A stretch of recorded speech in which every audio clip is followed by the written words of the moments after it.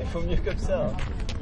La commune de Clisson s'est engagée avec le Conseil général de Loire-Atlantique dans une opération pilote portant sur la création, au sein de la ZAC du Champ de Foire, d'un îlot à caractère social de 26 logements bioclimatiques, très basse consommation.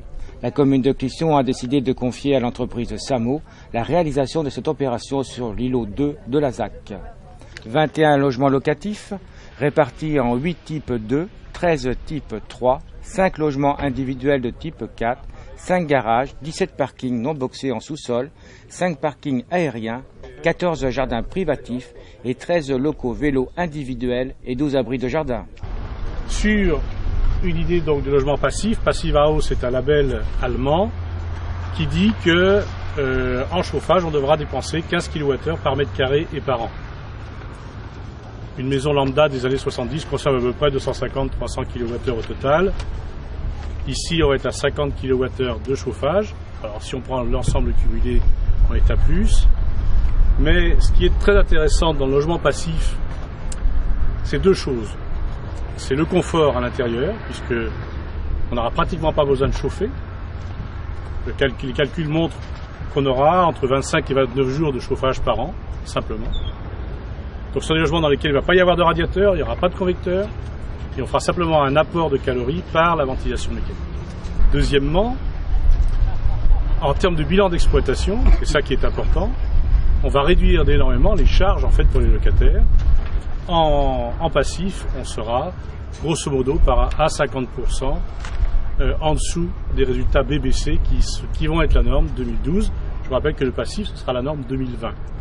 Alors on peut ajouter qu'il y a un système constructif de type industrialisé, qui est en fait de prémures isolées. Donc ce sont des prémures qui sont fabriquées en usine, et vous en avez un exemplaire ici. Alors c'est une maquette parce que c'est pas le vrai prémure. Il y a une peau extérieure qui est en béton, qui fera 7 cm d'épaisseur, sur laquelle vient s'accrocher un isolant. L'isolant, il peut être polyuréthane, polystyrène, laine de roche, en fonction de la résistance thermique cherchée. Et une paroi intérieure qui est ici, il y a un vide entre les deux. Ces blocs-là, qui peuvent faire jusqu'à 10 mètres de long, sont amenés sur le chantier avec déjà prépositionné tout ce qui était installation électrique ou de canalisation. Et à l'intérieur ici, on vient couler le béton qui en fait constitue le mur intérieur du logement. Ici. Donc ça vous fait un mur intérieur qui va faire 20 cm d'épaisseur. Et c'est cette paroi intérieure qui va faire l'inertie à l'intérieur du bâtiment. C'est-à-dire qu'il va permettre d'emmagasiner le frais en été et d'emmagasiner la chaleur en hiver. On est ici sur une reconquête d'un site qui était donc un foirail qu'on veut transformer en quartier dans lequel il y aura de l'habitat et il y aura du tertiaire.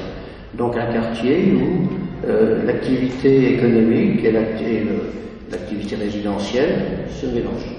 En tout cas, c'est un quartier pour lequel on a eu le souci de la problématique, par exemple, de l'eau. On a le souci d'un choix de matériaux de qualité. On a le souci de l'éclairage, par exemple, en termes d'intensité de pollution nocturne. On a eu le souci de mettre la voiture à sa place, mais en réduisant un petit peu sa place. Donc, il y a toute une démarche qui, en plus, pour l'architecte, a été des contraintes, parce que c'est vrai que le fait de ne pas avoir droit d'ouverture PVC, eh bien, ça a obligé de mettre du bois alu, donc ce qui est un matériau de qualité, et dans le logement social, c'est pas tous les jours. On avait aussi, compte tenu de la place de la voiture, une volonté de diminuer les stationnements aériens, donc vous avez été, je vais dire quoi, contraint, amené, on va dire contraint, parce que c'est vrai que c'est une volonté de la ville, à faire du parking souterrain. On a aussi le projet, puisqu'il y aura des jardins familiaux à proximité, de créer une association pour permettre aux gens, de se rencontrer, d'échanger et puis de créer du lien social. D'autant que dans ce quartier, c'est donc un mail. De chaque côté du mail, vous avez des bâtiments donc, qui sont en dégradant du centre vers l'extérieur, R+3, R+2, R+1. Et à l'intérieur de chaque lot, là, ce qu'on appelle des cours intérieures, des lieux d'échange, des lieux de convivialité, pas forcément des lieux publics, mais au moins des lieux où les gens peuvent se rencontrer. Donc on a tout un travail à faire à ce niveau-là, pour retrouver une autre manière d'habiter, une autre manière de vivre ensemble. Et je crois qu'aujourd'hui, notre société a un peu besoin de retrouver du lien social et une autre manière d'être ensemble. Les travaux ont commencé en avril 2011 et devraient se terminer au 4e trimestre 2012. Le montant de la réalisation s'élève à 3 337 000 €.